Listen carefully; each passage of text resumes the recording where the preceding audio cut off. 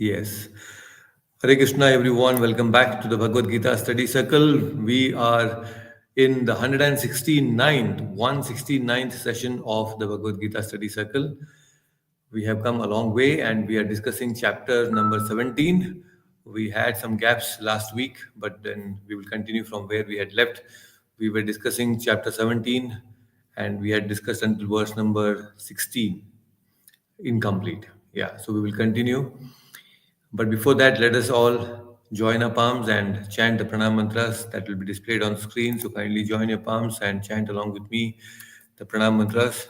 Let's dedicate this session to His Divine Grace, A.C. Bhaktivedanta Swami Prabhupada, the founder Acharya of ISKCON, and my beloved spiritual master.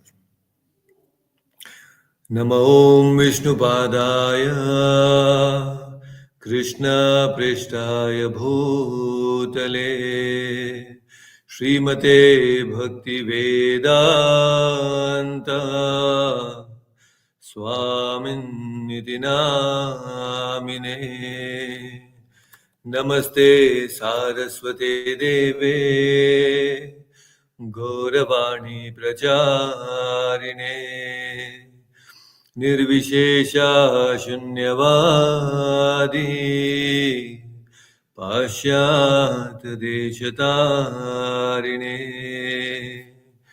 Jaya Shri Krishna Chaitanya Prabhu Nityananda Shri Advaita Gadadhara Srivasadi Gaura Bhakta Vrinda Hare Krishna, Krishna Krishna, Hare Hare, Hare Rama, Rama Rama, Hare Hare. Om Ajnanatimirandasya Jnananjanashalakaya Chakshurunmilitam Mena Tasmai Shri Guruve Namaha. Hare Krishna. So, welcome back, all of you, once again to the Bhagavad Gita Study Circle. We had discussed something very important last time. We have covered about yajna, the sattvic yajna, the rajasic yajna, and the tamasic yajna. And we also had discussed about tapas at the sharirik level, the vak level, the tapas at the level of speech, and briefly we had discussed also the tapas at the level of mind in verse number 16. So there is tapas which involves the sharira, that is the body. There is the tapas that is very much important to all of us, and that is communication, speaking. The tapas of speaking. We cannot just be speaking whatever we want. So, speaking the right things in a right way and that which is beneficial for others, speaking always the truth, it's very important, and that is called vak tapas, right? And then there is tapas at the level of mind. So, we had discussed until this. So, very interestingly, that in the previous verses we have discussed how now tapas, especially that which involves the sharira, is quite easy in the sense it is doable. Anybody can just take it. It is at a gross level, and any tapas that we do at the body level, for example, uh, fasting on Ekadashis or fasting on certain important days, festivals, people find it easy. Okay, theek hai, after a certain time. Maybe when you're young, it's a little difficult. You feel hungry quite early. But then when you grow a little older, then you are able to manage your hunger. So that's okay. You are able to manage certain urges of the body, and through that you want to do some tapasya. So tapasya at the level of body is sometimes okay. It is manageable. But tapas at the level of speech is very, very difficult. Now, we discussed how that we all need to be truthful and we need to be very straightforward in our talk. We need to be very compassionate in our talk. We should not hurt anyone. We should have preeti purvakam. There should be some love and affection when we speak so that people understand that you are not speaking against them, but you are actually trying to help them out. When you have that empathy, people can actually relate to you very nicely. when you speak nicely, right? So your intentions needs to be very good when you are speaking to people. That is called vak tapas. Now, Prabhuji, what happens is, many times we need to give some negative feedback to people. There are people who needs to be corrected. So when you want to find fault in others and you want to rectify someone, now how do we speak? How do I tell that person? So as per the Vedas and our standard of speaking that is mentioned in the scriptures is, when you want to correct someone, the first thing is you nicely speak something good about that particular situation, that particular thing that he has done, something that is good, because nothing is absolutely bad or something is absolutely very good. No, there is something good in that person or in that thing you appreciate. And then you say, oh, probably if you could have done this way, or probably if you had done this way, then what happens is he understands that your intention is good because you appreciated him as a person, and he is now open minded to receive feedback. So, when you actually appreciate someone, they become open minded to taking feedback. And when you appreciate and then give feedback, they take it nicely. And then while closing, also you see, oh, you did this something very nice last time, and this time you could have done this much. So I think this is a very good thing that you're doing. When you close also with something good note, with a good note, then automatically this sandwich method of appreciating, giving feedback, and then appreciating at the end, that person will take it up very positively and he will improve himself. But most of the time, what happens when we see something negative, we immediately want to make a judgment, pass a judgment, and then criticize the person without referring to the good things that he has done. So, this is where the complications begin in most relationships, right? We want to actually help someone, but then what happens is we directly jump onto certain conclusions and try to judge people and try to criticize people without using this sandwich method. So this is commonly used now. Most people in their workshops and all, people use this sandwich method. They talk about this sandwich method, but to implement in our life, it becomes very difficult. Very, very difficult. That's why it is called tapas. Tapas means austerity. To speak the right thing for the benefit of others is an austerity, because speech can actually motivate someone or it can demotivate someone. So we need to be very careful with the choice of words that we use while talking to people. Very, very important, right? But most of the time, what happens? People, they gossip. They gossip so much. Have you ever wondered why people gossip, by the way? Have you ever thought that why people gossip? Any idea? Anyone? Why do people gossip so much? One is that it's an empty mind. It's an empty mind. Empty mind makes more noise, or empty vessels make more noise, they say. Okay. Anyone? Why do people gossip actually? You know, there is so much of tendency in people. Gramya katha, it's called, in technically, gossip in Sanskrit is called Gramya katha. Okay, so we have Vinodji also and Lakshmi Mataji on YouTube. So what is that drives people? Why people gossip? So Lakshmi Mataji is saying that people enjoy gossip. Gossip. Why do they enjoy? What is gossip, by the way? See Prabhuji is what? actually, in a Yeah, way, go ahead. it's actually your ego. Actually, somehow I Ah, feel. yes, you Right? actually hit the. So what happens is there are two people and they're talking about a third person negatively and in his or her absence. Okay? So there are two people talking negatively about a third person in their absence is gossip. And why do people do this? Because there is ego. And what is the nature of ego? Ego always wants to remain very high. Ego doesn't want us to be low. Ego is driving people to work hard and to always remain on high. Right? Now, if you want to remain on a higher position, there are two ways that you can do it. How do you remain on a higher position? Either you work very hard, struggle, and get to that position, a higher position to satisfy the ego. Or the other way is you try to pull down those people who are higher than you and then you be on the top. Now that is easy, right? You work hard and go on the top is a little harder. So which one do we choose? We choose the easy way. Gossip and negatively talk about the third person, bring him down so that I remain higher. Now, this is the play of ego actually. So, when people gossip, actually, somewhere deep within, it is because it's a play of ego. Whenever we gossip, our consciousness becomes impure. Please understand. We may gossip and get some sadistic pleasure of criticizing or bringing down someone, but then what happens? Our consciousness is getting impure. Very important to understand.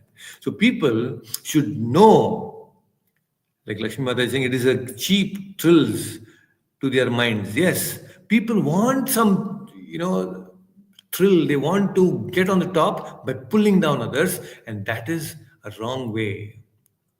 It's a very easy way. And people generally tend to choose the easy way to get on top. Most people. And it's very natural. It's very spontaneous for some people. Have you seen, especially ladies, I think? You see them most of the time, they're constantly talking. Not that men do not gossip, men also do a lot of gossip. But it may not be so spontaneous, but in ladies, it is very spontaneous.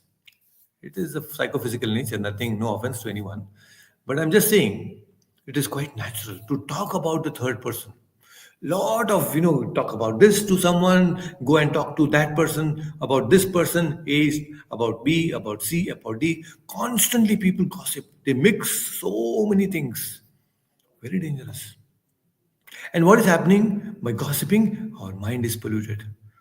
What a great loss of time, isn't it? And Krishna is saying in the previous verse, what does he say? He's saying, Swadhyaya Bhyasanam. Our mind is supposed to be engaged in Swadhyaya Bhyasanam. Right? Let us see what is that verse. Verse number 16, I think. It is Swadhyaya Bhyasanam. These are all the previous verses. About food we have discussed, right? We have discussed about food, we have discussed about yajna, and we discussed about the sacrifices at the level of sattvic, rajasic, and tamasic. Then also tapas, tamasic tapas we have discussed, right? And then this is the 15th verse that we discussed, Anudvega Karam Vakyam. This is what we are talking about now. That Satyam, Priyam, Hitam, Chayat, Swadhyaya Bhyasanam Chaiva, Vanmayam Tapa Uchyate. Swadhyaya Bhyasanam. Swadhyaya means what? Study. Of what? Scriptures. When our mind is supposed to be engaged in the thinking of scriptures, and especially when here we are talking about the Vaktapas, Swadhyaya Abhyasana specifically refers also to the chanting of the Vedas. So when you are constantly chanting the scriptures, chanting the shlokas of the Bhagavad Gita, of the Bhagavatam, then what is happening? Swadhyaya Abhyasanam. It not necessarily means the study of the scriptures, but it means the chanting of the scriptures. By chanting of the scriptures, what is happening? You are able to control your tongue. That is tapas. Constantly chanting various shlokas from the scriptures is actually a tapas. Swadhyaya Abhyasanam Chaiva Vanmayam Tapa Uchyate. Right? So Swadhyaya Abhyasanam should happen. Are we doing that now? No, we are not doing. We are so busy. Right?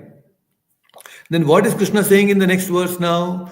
He is saying in the 16th verse, we had discussed briefly that Manaprasada Saumyatvam Maunam Atma Vinigraha Bhava Samshuddhir Etat Tapomanasa Muchyate. This is what we had discussed previously. Manaprasada Saumyatvam. The mind should be Saumya, not agitated at all. Maunam means what? Silence, right? Not the silence of the speech, silence of the mind. Mind is constantly making noise, correct? There are so many thoughts that are coming in the mind. We need to silence the mind. You may be sitting in a very silent place, but is your mind silent? No, there is so much of noise within. Atma Vinigraha, Bhava Samshuddhir, lot of these things are discussed. But let us understand one by one. See, a cheerful mind is very simple. Soumya it is. It is very quiet.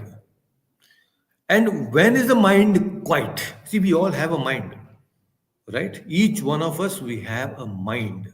And mind can be quiet when it is contented. When you have some nice contentment in your life, then mind is very peaceful. Have you noticed this? Only when you hanker for something, only when you want something and it is not there with you, then your mind gets agitated.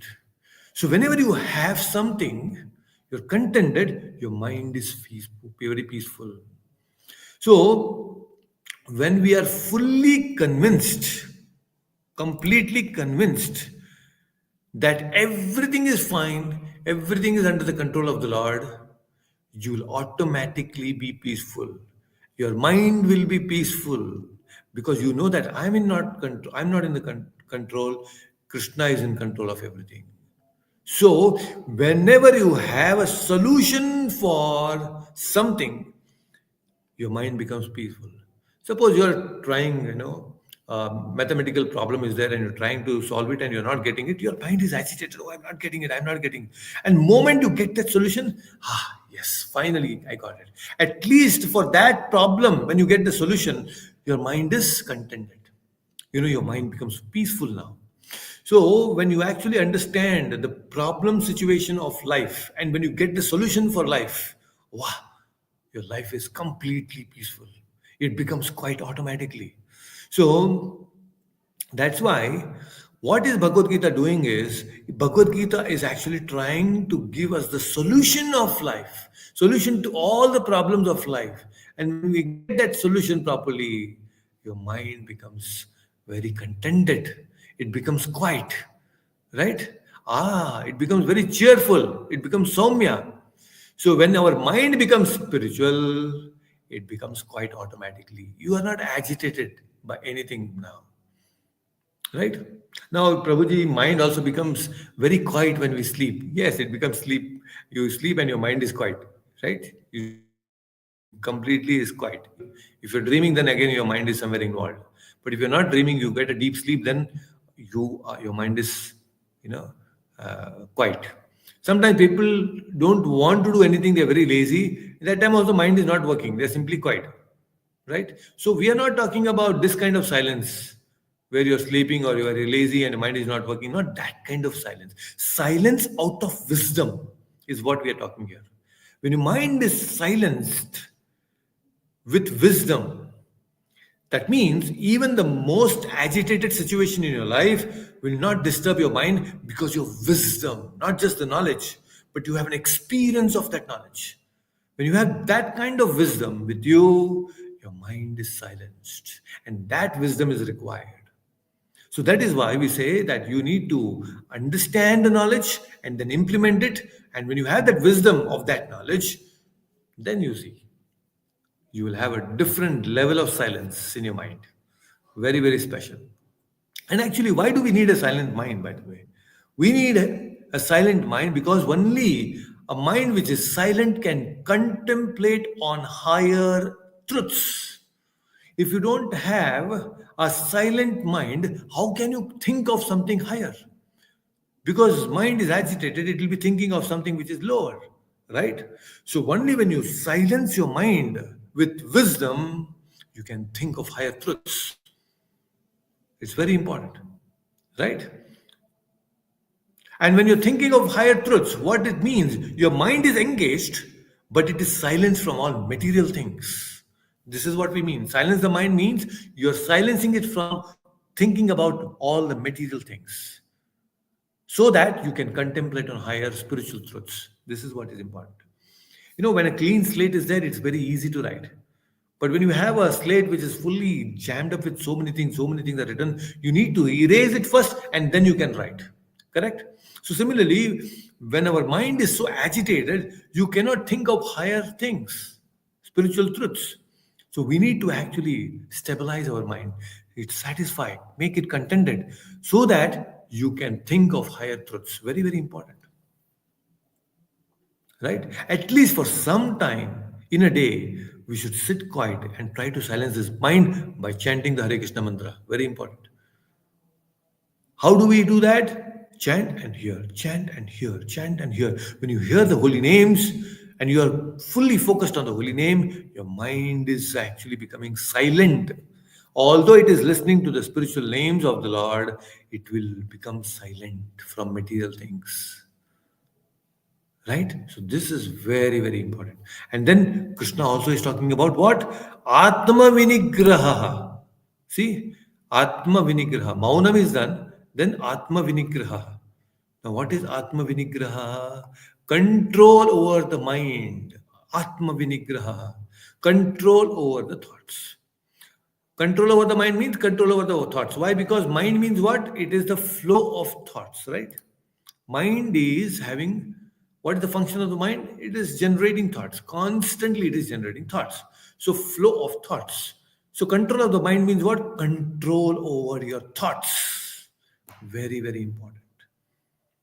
And how do we control our mind and thoughts? Now there are 5 point uh, steps to control your mind. What is that 5 point steps? First is observe your mind, right? Observe your mind. Second is you detect the negativity, then eliminate the negativity, then substitute the negativity with positive things, and then strengthen the positive things. So observe, detect, eliminate, substitute, and strengthen. Very important. Because unless you don't observe, the very first step, you need to observe your mind. What is that? Observe your mind. Paying attention to the mind. Paying attention to the mind means what? There is a conscious mind, there is a subconscious mind. You start observing at a deeper level. When you peep into your own subconscious mind, you will see that there are so many negativities. There are some negative patterns which are stored. All the negative vasanas are stored in the subconscious mind. So you need to go deeper into looking at all those deeper things. So when we start looking at those negativities which are deep there within us, then you at least become aware. Right? Now, why didn't you see that before? Because our attention was outside, our attention was not inside. Right now, that is a problem. Our whole attention is outside. Our attention should be focused inside now so that we can peep into our own consciousness, our subconsciousness. Then you open up the whole box. Oh my God, it is filled with garbage. I need to take out this garbage now. One by one, one by. So observe. It's very important. That is where, that difficulty is there. Difficulty in observing our own mind. We want to just go by the flow. Whatever the mind produces certain thoughts. I want to eat this. I want to watch this movie. I want to look at that. I want to go here. I want to be there. Mind is saying, and we are just following. We are just going by the whims and fancies of the mind and not even analyzing that what is my mind doing. So first observe. Don't give your attention to the external things. Now give attention to your inner life, your consciousness within. Very important. And this is possible only when we meditate. Only when we chant Hare Krishna mantra meditation, when we do, what is happening? We grab our attention from outside to inside. This is very important. So you need to bring your mind to focus on the inward things. And what happens is when you start observing your subconscious mind and your mind at a very early stage, the negativity which is there can be automatically, you can nip it at a very bud level. Immediately, you can pluck it out. In a very seed form, when it is there, the negativity can be plucked out. You can remove it out, isn't it? You can nip it at the bud when you detect it early. Correct? That's why you have to meditate. You have to meditate also. Oh my God, if this negativity is there within me, then what is the consequences? Because the mind, ultimately, a thought, when it is a negative thought, when it is not paid attention, it slowly multiplies. It gains momentum exponentially. It is 2, it becomes 4. It is 4, it becomes 8. It becomes 16, 32. It exponentially grows. And ultimately, when it grows more and more and gains momentum, the negative thought will be translated into action. And that negative thought will lead to negative action, and the consequences is what you need to face. Correct? So, mind plays tricks with us.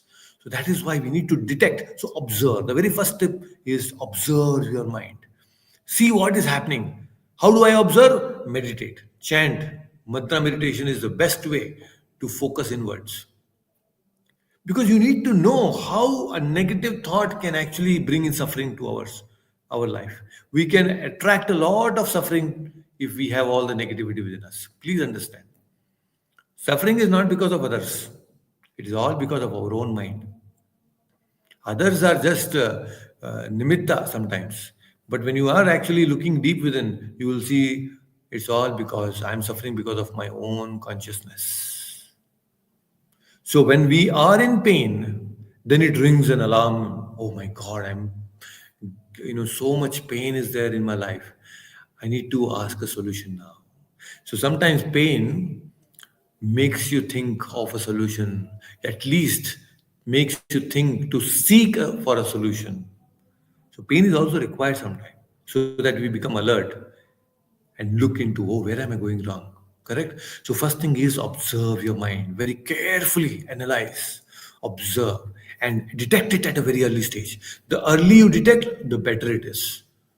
Very important. So detection of negativity within us is very important. So when you detect now the negativity, the second is observe, and then the second is negativity. You have to detect it and then see all the negative patterns which are there, the thought patterns. Observe all of that. And when you detect, observe and detect, then you need to eliminate. The third step is eliminate. Negative thoughts should be eliminated. And that elimination happens by sadhana. When you are engaged in devotional service, negative thoughts will go slowly. Sadhana is required. Reading is required. Chanting is required. Service is required. Association of right people is required. Taking right prasadam is required. All these, when you do, negativity will be eliminated from your consciousness. Association will eliminate, good association, spiritualism. Nice prasadam, every day, food that is offered to the Lord will eliminate negativity. Reading Bhagavad Gita, Bhagavatam will eliminate. Chanting Hare Krishna mantra will eliminate all the negativity. Right? So many solutions are there to eliminate negativity. Then when we eliminate, then what next? You need to substitute all the negativity with the positive spiritual things. Right? So we need to substitute with positive thing as long as it becomes our nature. So how do we make positive nature? How do we build a positive nature? By repeating positive actions, positive thoughts, positive actions, positive nature. Constantly, when we perform like this, then slowly, slowly, slowly, we are substituting all the negativity with positive spiritual things. Now, when you start replacing all these negativity, what happens is, even if there is something that comes to trigger the negative within you, you will not actually be agitated by that because now your nature has changed. That might be there, but because the negative thought is not gained momentum, it will not trigger any negative actions within you. That is how it is. So then when you substitute everything, then you need to, fifth point is strengthen. Strengthen that nature. What is that nature? Repeat, repeat, repeat. So that positivity becomes your personality. You become a very positive person, and that will radiate among your circles, and automatically you will make people happy and yourself will be happy. It's very important. So these is how Atma Vinigraha is done. You're getting the point? And I'll tell you, nobody is 100% pure. Nobody has a 100% pure mind. That's only God and Guru. 100% pure mind, nobody can have. Yes, we can increase the proportion of positivity within us by sadhana. Every time when we do sadhana, our positivity can be increased, but we cannot say that 100% pure. No, it is not possible. Negative thoughts will be there. We should observe, eliminate. That's it. Observe, detect, eliminate. Substitute. Correct? And the best way to eliminate is when you have a negative thought, you should first thing connect it with the consequences. If I have this negative thing, what will be the consequences? See, when you correlate the negative thought, your thoughts with your consequences, what result it will yield. When you connect the thought with the end result, you'll automatically understand, oh my God, I am going to be in a big trouble. If you are a sensible and intelligent person, you'll understand that, oh, I need to eliminate it right away. I don't have to keep this because ultimately this is going to bring me sufferings and you don't want to suffer. Correct? So this is how we need to eliminate. And positive thought should be strengthened. Right? How do we strengthen the positive thought? By thinking that in the future, yes, it's going to offer me a lot of bliss. Negative thought in the future will bring suffering to me. Positive thought, yes, it will bring me a lot of bliss. So by thinking like that, automatically you will strengthen that positive thought.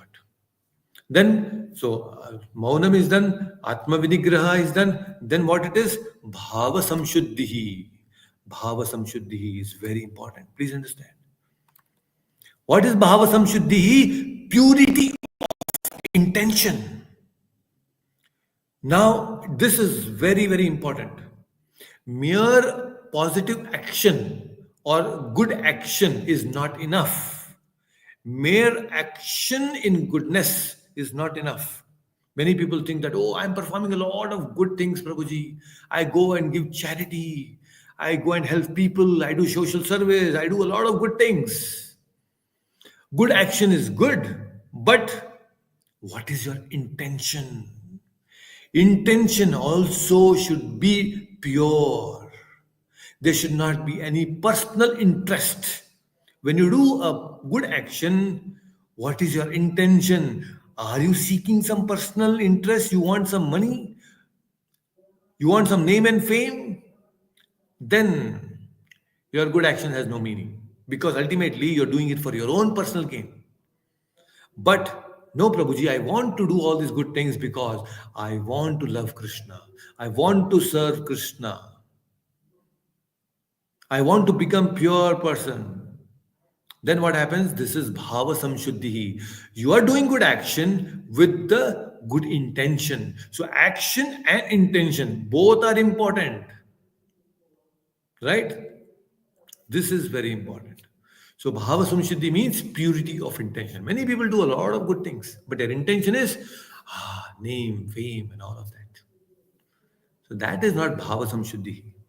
You should become pure and get rid of all the wants and needs. Correct? So, now what happens is Sharirika tapas and Vak tapas can be seen by others. This mental tapas is not seen by others. What I'm trying to say is when you do any physical activity, right? Some tapas at the Sharirik level, performing Ekadashi. I'm doing, Prabhuji, I'm performing Ekadashi, Prabhuji. Great tapas you are doing. Nirjal, Prabhuji, I did Nirjal. You know that? You go and tell 10 people about it. I did Nirjal Ekadashi. You know that? So what is happening here? You are doing a good action, but your intention is you want some glorification. People, what, Prabhuji, you have done so much. Nirjal Ekadashi you have done. Wow, you are so great, people should say. Then you will feel satisfied. So what is the motivation for doing a Nirjal Ekadashi? People are actually looking at me. So Sharirik tapas can be seen by others. Even Vak tapas, many people, they talk so beautifully, so nicely to impress people. It can be seen by others. Such a great person he is, such a holy person he is, right?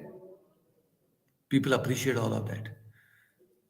But Baba, what's happening about the manas tapas? The tapas that is happening in the mind, nobody can see, only you can see. Getting the point? These days, there are so many people. Now, if you see Kumbh Mela, with no offense, there are so many people doing amazing levels of tapas, right? Different levels of tapas they are doing. We'll understand that. Sattvic, Rajasic, and Tamasic tapas now. So please understand, Sharik tapas and Vak tapas, people can see. But Manasik tapas that you're doing, the austerity that you are doing at the level of mind is seen only by you. Right? And that's why it is very subtle and very difficult also. It's very easy to do Sharik tapas and Vak tapas. Okay, so we have discussed so much today about this.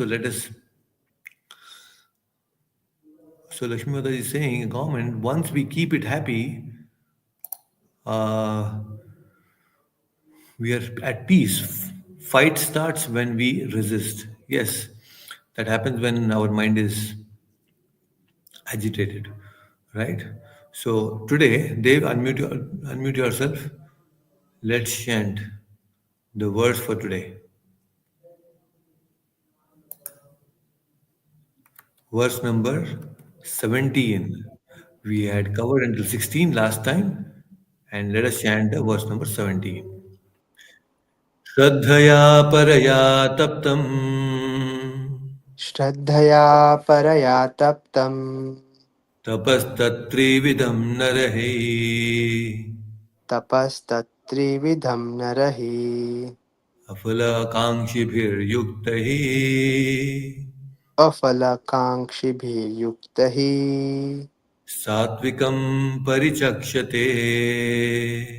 सात्विकं परिचक्षते Once again, श्रद्धया परया तप्तम् श्रद्धया परया तप्तं तपस्तत्त्रिविधं नरहि तपस्तत्त्रिविधं नरहि अफलाकाङ्क्षिभिर्युक्तैः अफलाकाङ्क्षिभिर्युक्तः सात्विकं परिचक्षते. सात्विकं परिचक्षते. Please read the translation. This threefold austerity, performed with transcendental faith by men not expecting material benefits but engaged only for the sake of the Supreme, is called austerity in goodness. Hare Krishna. Thank you. So, see, earlier we discussed about tapas, which is at the level of body, at the speech level, and the mind level, right? Now, Krishna is continuing this theme of tapas, austerity, at the level of gunas, sattvic, rajasic, and tamasic. Sattvic tapas, rajasic tamas, and tamasic tapas. Can you understand? Can you imagine? There is tapas at these three levels also. So, the first thing that Krishna is talking about is there is Shraddhaya Paraya Taptam. So, there is something called as Satvikam Parichakshate. There is Satvik uh, tapas. Satvik tapas, what is this Satvik tapas? Paraya Shraddha. Paraya Shraddha means worship with supreme faith. There's so much complete faith in the words of the scriptures, fully convinced that this has to be done. There are some people who are so dedicated as they have a mission. They are missionaries, they are called. So they are fully convinced that this needs to be done. Like Prabhupada, fully convinced about Krishna's words, fully convinced about what Guru has told. So that is Paraya Shraddha. Shraddha at the topmost level. Faith which is supreme. Right? We need to come to that stage where we develop that supreme faith in the words of Krishna. Afala Kangshibihi doesn't bother about others' praise. Afala Kangshibihi. Whether people praise me, they don't praise me, I have a mission, I will do it. I am not doing my actions because somebody has to glorify me. I will do it irrespective of that. That is Afala Kangshibi. He does this tapas, in fact, secretly. He doesn't want to show off what all tapas he is doing. He's very secret in things. He doesn't show off his tapas. Very, very important. Actually, whenever we show off, we lose it. You know that? Whenever you show off, even your tapas also, when you try to show off your tapas, you lose the potency of that tapas. Something that is valuable, you keep a valuable diamond or a jewel openly, people will come and steal it. Isn't it? You will lose it one day. If you keep something that is so valuable outside, open to the public, then people will take it. One day it will be lost. So, similarly, all the good things that you have, the good qualities that you have, the good tapas that you're doing, if you keep it open to people, then people will slow try to take that. Tapas potency will reduce. Valuables, that which is valuable, should be kept in a locker. Your tapas which you're doing should be kept in a locker. It is not for people to show, to be shown to the people. It's not for people to see it, right? So our weakness is what? Our weakness is exactly opposite now. We want to be speaking about all the good things openly, right, to people. So it reduces. Our potency reduces. So you should be very a silent hunter. You need to be silently going forward without speaking much about your tapas. You should not talk about it. But we do exactly the opposite. We glorify. Oh, I did this, I did that. So many things. A little good deed that we do, and we go and talk to 100 people, all the good deed that you have done is gone. The potency, the good karma that you're supposed to get because of that good deed is gone. Right? So be very, very careful. Then yuktahi. Yuktahi means what? So paraya shraddha afalakankshibhi yuktahi. Yuktahi means very intelligently their personality is integrated.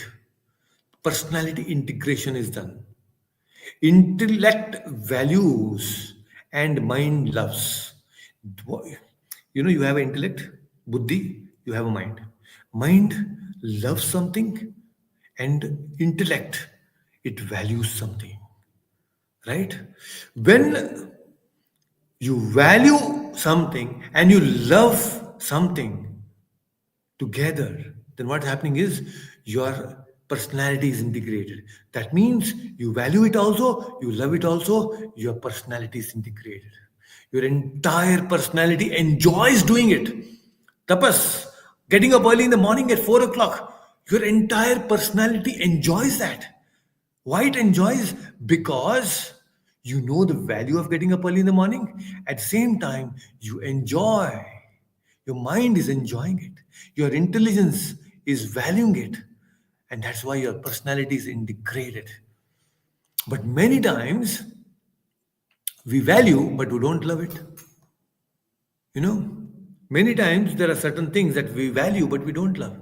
And opposite also. We love something, but we don't value it. You take junk food. Oh, you love it so much. You know that you don't value it. You know it is not going to help me. But you like junk food. You love. Yes, I want.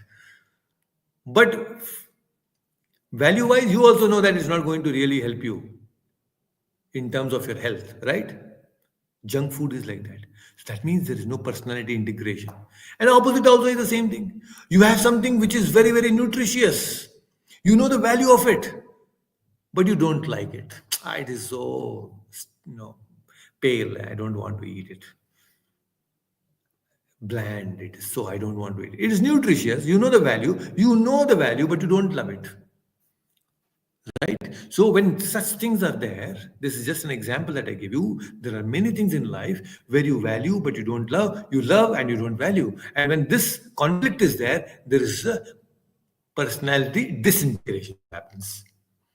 Right? So yuktahi means what? A person, when he does this tapas, he enjoys because he knows the value of it. He knows that when I do this tapas, I'm going to higher levels of my spiritual existence. I'm going to go back to home, back to Godhead. He knows the value of it. And through the process, he enjoys doing it. Singing, dancing, chanting, reading. Oh, wonderful. He is enjoying. So when he enjoys and he knows the value of it, there is complete integration of the personality. Right?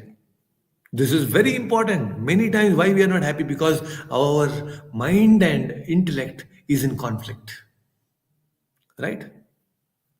But when you know something that this tapas is going to make me free from bondage, then that is sattvika. Yuktahi.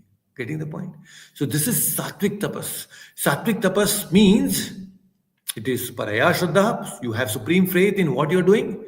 Afala kangshibi, you don't want any result out of it. And then yuktahi, your intellect and mind thoroughly enjoys because they're integrated. And you want to do it because you know this will make me free from bondage. This is sattvic tapas. Okay, so Achyutanji, unmute yourself. Let's chant the next verse. What is the next verse? Verse number 18. Krishna is now talking about another important aspect. What is that? Satkaramana pujartam Satkaramana pujartham tapodambhena chaiva yat tapodambena chaiva yat kriyate tat iha proktam kriyate tat iha proktam rajasam chalamadhruvam. rajasam chalam adhruvam. Once again, Satkaramana Pujartam Satkaramana pujartham Tapodhambena Chaivayat tapodambena chaiva yat Kriyate Taddiha Proktam kriyate tat iha proktam Rajasam Chalamadhruvam. rajasam chalam adhruvam. Wonderful. Please read the translation. Penance performed out of pride and for the sake of gaining respect, honor, and worship is said to be in the mode of passion. It is neither stable nor permanent. Hare Krishna. Hare Krishna. See, so important it is. Now, many people do this. Oh my God. Tapas is there, but what is that? Rajasic tapas. Why it is called Rajasic? Because there is Satkara. What is Satkara? Satkara means a person is doing tapas because he is looking forward for praise. He wants to be praised. Wow. So many people today, they want praise. What a holy man. What a great man. Satkara.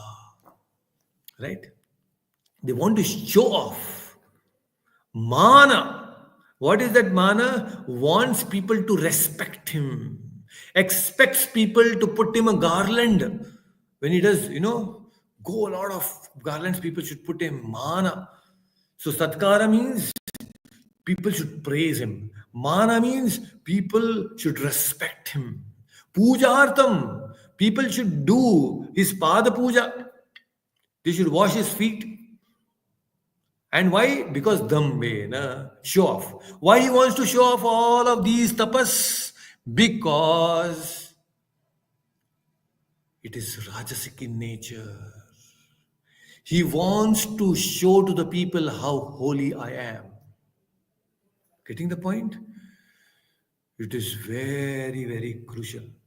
What not people are doing today to do this? Everywhere people are doing this Rajasic tapas just to show off so that people can do satkara, puja, everything. Actually, such Rajasic people, no, at most they can do Shararik tapas and Vak tapas. Maximum they can do is Sharir tapas, tapas at the level of body and level of speech to impress people. They influence by their words and they influence by their gymnastics of the body. They influence the people and they impress people. Right? He cannot do mana tapas. He cannot do tapas at the level of mind. He cannot do that. Just not possible. You can see today what is happening. Today, if you go to Kumbh Mela, there are people, somebody keeping their hand straight, upward for so many years. So many years. Somebody is lifting a lemon in the air. Some Baba is lifting piercing some sharp uh, objects in his body. Somebody is walking on the fire, right? Somebody is elevating, levitating himself, standing on one leg, surrounding with the fire. So many people, they are doing all of these things. Sharirik tapas they are doing. Why? Sometimes to show to the people. It has no meaning at all. From Krishna's point of view, it really doesn't matter to Krishna whether you keep your hand straight long or you stand in the fire. Doesn't matter. Krishna is looking at what is happening in your mind. Krishna is not looking at what is your walk also. How do you speak to impress people? Krishna is looking at what is your intention. You may be doing all of this, but what is your intention? What is in your mind? And then people, they get attracted to such people. Oh, what a big sadhu Baba he is. He's doing this, he's doing that magic, this miracle, that miracle. People get attracted to these things. And then someone who is doing manastapa silently, peacefully sitting under a tree and nicely thinking of the Lord, people think of this fellow useless. He is good for nothing. He doesn't do anything. What is this Baba? Something which is highest. Manotapas, which is the highest. People think it is useless. Just see. And this person who is doing manotapas, he is doing tapas at the level of mind. Maunam, Atma Vinigraha, Atma Samshuddhir, who is involved in all these kind of things, he is actually thanking God. My Lord, thank you so much. These people are better, they're going away from me. They're not disturbing me. He thanks God like that. He in fact thanks the Babaji who is doing all this magic because all people are getting attracted there and these people are going there. All these foolish people are getting attracted there. I am free. So this is how this fellow thinks. Getting the point? So this Rajasic tapas, they do it only because they have material interest. They are interested in material things and they do tapas. Externally, he looks very sattvic. There are so many Gurujis, Babajis, and so many people, they look very sattvic externally. But what is intention? Rajasic. A businessman, he does very good things outside. Externally, he speaks well, everything. Ultimately, his intention is his own personal profit. So these people also, they do tapas for transactions. They want to do tapas for transaction. What is that transaction? Name, fame, pujartam, satkara, mana, damba, pujartam. This is what is their transaction. They will speak the truth also. Why they speak? Because they want to create a brand, credibility. It's all good, nothing wrong in that. But when it comes to spirituality, Krishna is not interested in this. This is not spiritual truth. You may speak a lot of material truth, which is good for material gains, but spiritual truth is not something that is so cheap. So that's why manas tapas is very important. So Krishna spoke very nicely about Rajasic tapas here. So do tapas, but not for satkara, mana, pujartam. Understanding the point? And it is also adruvam. Krishna is saying it is also not all the time it's going to be there. Rajasam chalam adruvam.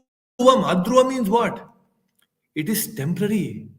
See, we can fool people for some time, but you cannot fool people all the time. When people come close to such Rajasic people, slowly, when you get closer to these people, you'll get to know how hollow this person is. There is no substance within this person. He's simply talking all flowery language, but from within, he's so hollow. Many people look at these film stars, oh my God, he's such a wonderful person. He's such a great hero. And he's talking about all the dialogues which are given by somebody else. He will just bring out those dialogues in a nice way and he speaks and people are getting attracted. And then there are so many people who get so attracted, they want to be their fans to the extent that they want to get married to them. And within a year, there's a divorce. Why? Because this lady who thought he's such a great hero, he's a superhero. And then what happened? When you get closer to that person and look at his real life, he's such a hollow person. He is not what is seen on the screens. He is hollow from within and then gone.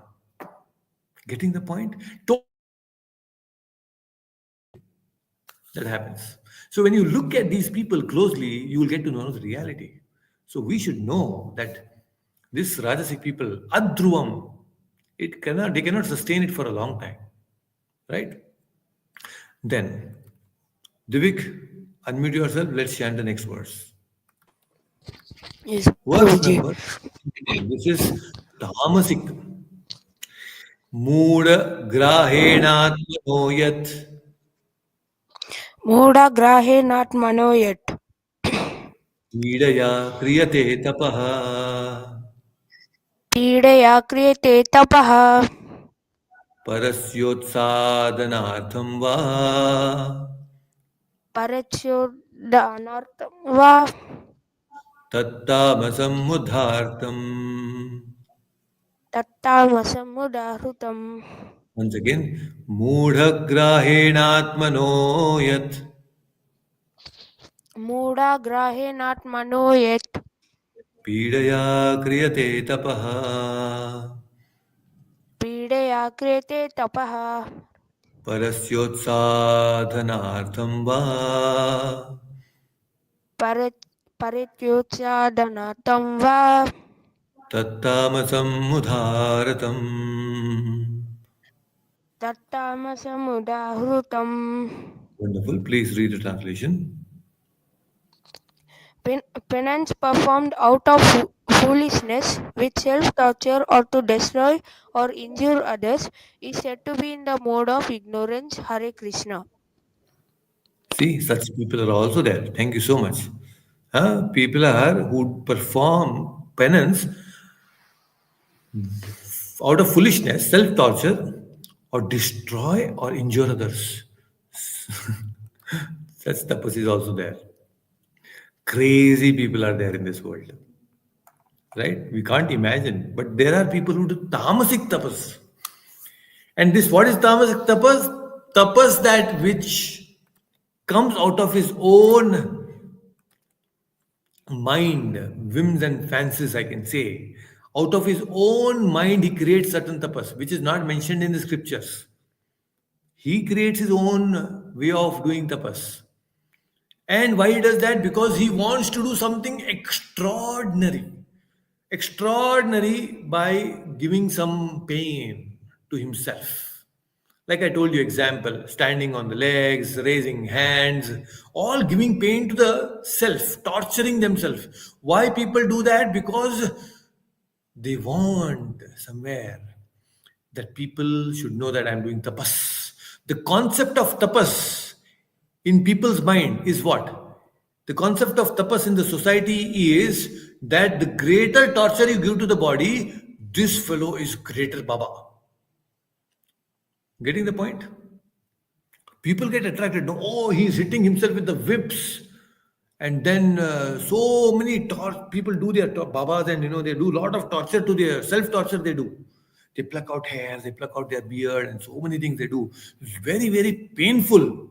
But they do this because people have a generic concept that tapas means you have to torture the body.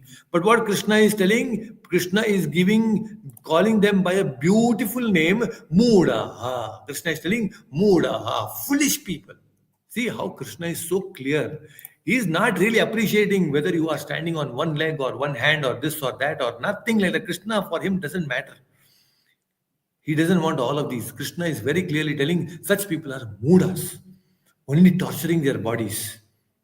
Such mooda tapasvis will have lot of fan following. Hey, you see, people become very famous. Big, big crowds gather around them. Foolish people attract foolish crowds only. Please understand. One who is doing manas tapas, silent, happy, peaceful, people ignore him. Getting the point? So there are people who wants to do tapas so that they can torture people, so that they can torture others. The best example is Amba. In Mahabharata, you know Amba? What she do? What did she do? Now Ambika and Ambalika, all three sisters. Now Bhishma won all of them in the Swayamvara, took them to Hastinapura. Amba said, "No, I cannot be here. I'm in love with some other king, and I want to be there." Bhishma said, "All right, you go to the king, no problem." She goes there to the king. The king said, "No, you have already won by Bhishma. I don't want to accept you. You go." Now, Amba thought that, oh, this is all because of Bhishma. He spoiled my life. He brought all the tragedy in my life, and that's all because of Bhishma. I want to take revenge now. And for revenge, what she do? What did she do? She went and did tapas. So much tapas, that level of tapas was so intense that Lord Shiva appeared before. And what she asked Lord Shiva, not for liberation. She asked that, make me an instrument so that I can be the slayer of Bhishma. Can you see? How foolish. This is tamasic tapas. Tamasic tapas. This is tamasic in nature. You want to destroy others, and that's why you are doing tapas. Hey, what is this here? You see Drupada. Drupada also, he wanted a son. He did tapas and he did yagna. Why? So that he gets a son, Drishtadumna. Why? Because so that he can kill Dronacharya, his enemy. Tamasic in nature. Getting the point? Bhasmasura, he wants to do no good to others, only destroy others. Correct? Go and destroy everybody. That is their problem. Like terrorists, they are also doing a lot of tapas. Why? They do tapas, eating only some dry fruits here and there in the jungles, deep within. But they want to do all this because so that they go and destroy others, destroy themselves also, destroy others also. They go into some big church where there is a large gathering, go into some temple where there is a large gathering, and blow off the bomb and then die and then kill others also. This kind of tapas is tamasic tapas. There is austerity there also. Why it is austerity? Because you're taking some pain. You're killing yourself to the extent. But why you want to kill yourself? So that you can kill others along with yourself. This is tamasic tapas. Crazy people, right? There was a person, you must be knowing this story, that there was a person who did a lot of tapas and God appeared, and then God asked for a boon and told that, see, be very careful. You ask for a boon, but whatever you get, your neighbor will get twice of what you get. And this fellow, what did he say? That, oh my Lord, I want a boon. You make me blind by one eye. So that the neighbor will lose both eyes. This is tamasic in nature. Getting the point? So, such crazy people are there. So, today we have discussed about tapas. We have discussed about sattvic, rajasic, and tamasic tapas, sharirik tapas, vak tapas, and the mano level tapas. Correct? So, the tapas aspect is covered very beautifully by Krishna. In the next upcoming verses, Krishna is going to talk about dana, charity, very, very important. Many people want to do charity. Now, what to do and how to do, that also we will discuss in the next session. Good. Any questions? Anything that you want to ask? Based on what we have discussed today. Prabhuji, Yes, Achyutanji. in fact, there are so many questions in the mind. Yes. That is how it should be. So, I mean, I'm not sure. I'm not sure whether everything can be asked here now. But first thing is, you know, millions of thanks to Srila Prabhupada, to you, Prabhuji, for bringing this to all of us. That how much content is there within Bhagavad Gita. It is so much related to our life, Correct.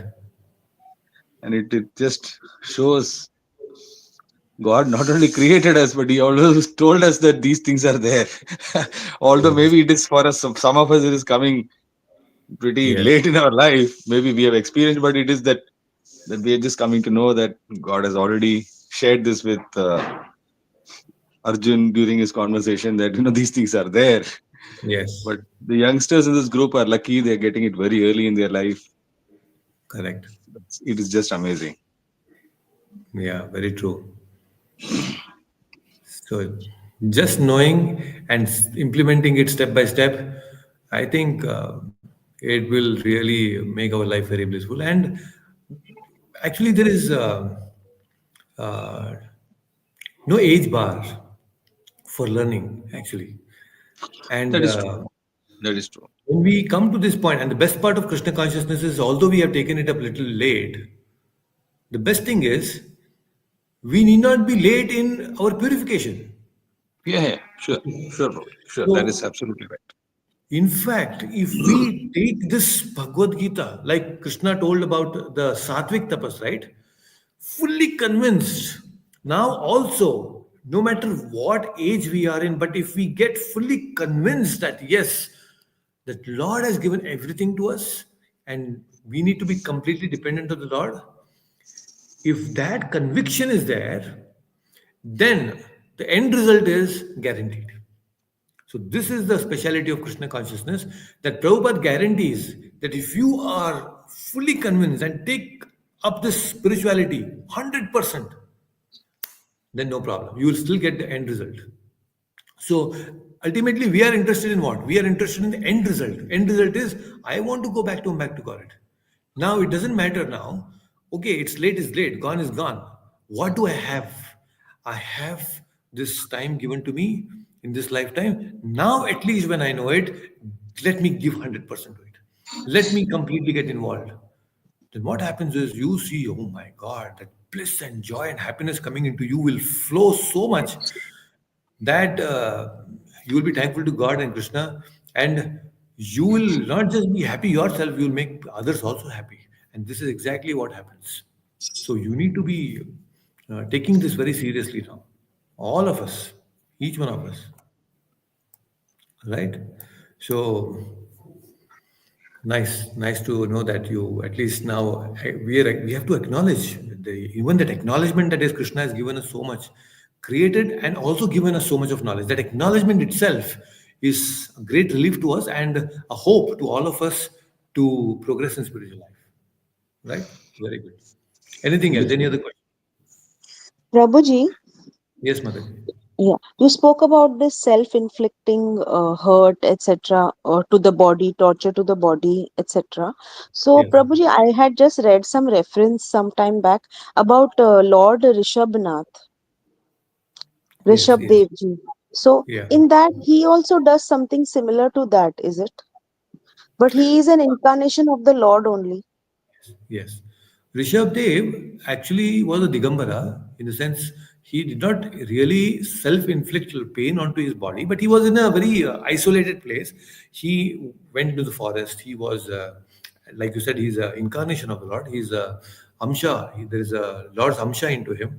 And he was detached basically. He was an avadhuta kind of a person. He never inflicted pain on himself, but he was completely isolated from the society. He wanted to be alone without wearing clothes, and completely detached from everything. So that kind of avadhuta lifestyle Rishabh Dev had. So we cannot imitate that.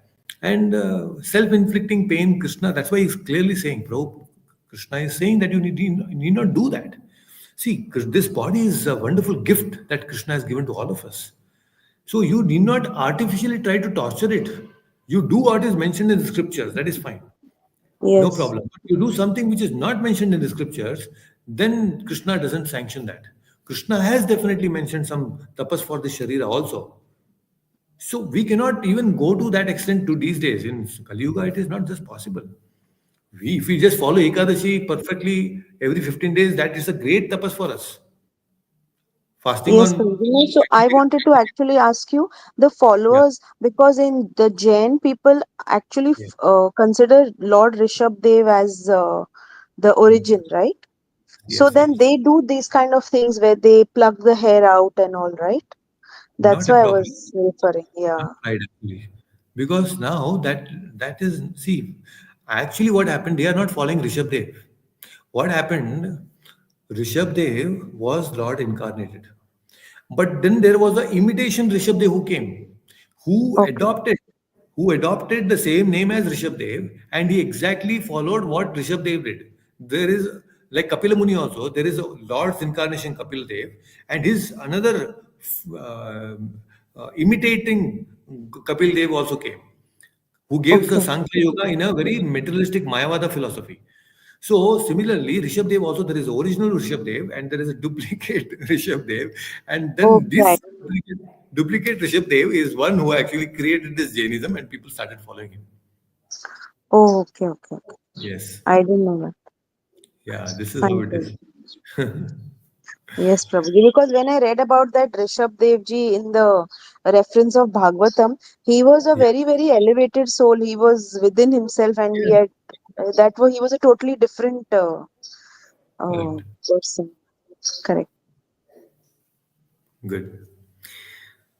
Very nice. Thank you so much for joining, all of you, for those who have joined on YouTube as well as on the StreamYard platform. So we will continue our discussion next Sunday again and dive into the deeper aspects of charity. Next time, we are going to discuss about charity. Okay?